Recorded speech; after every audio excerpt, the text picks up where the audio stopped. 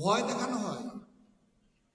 যদি কোরআনের আইন চালু হয় তাহলে মা বোনরা তো ঘর থেকে বের হতে পারবে না।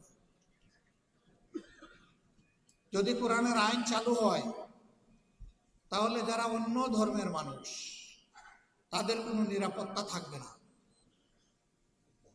আমরা যারা কোরআনের আইন চালু করার জন্য আল্লাহর দেওয়া তৌফিকের জন্য চেষ্টা করছি, আমাদের মা বোনরা ঘর থেকে বের হয় না। সমাজের বিভিন্ন পেশায় তারা কাজকর্ম করে না। আত্মীয় স্বজনের বিপদ আপদ হলে তারা দৌড়ে যায় না। তারা সমাজের উন্নয়নে অবদান রাখে না। তারা শিক্ষা প্রতিষ্ঠান, সর্বোচ্চ শিক্ষা প্রতিষ্ঠানে গিয়ে লেখাপড়া করে না। তারা লেখাপড়া করায় না, সবই করে।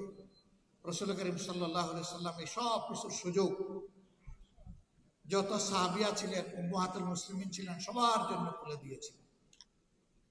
এমনকি চরম ক্রিটিক্যাল মুহূর্তে রাসূল করিম সাল্লাল্লাহু আলাইহি সাল্লাম আহলে রায়দের সাথে বিশেষজ্ঞতার সাথে বসতেন, কিন্তু তিনি ভুলে যেতেন না উম্মাহাতুল মুসলিমিনের পরামর্শ নেওয়াটাও প্রয়োজন, সেটাও তিনি নিতেন।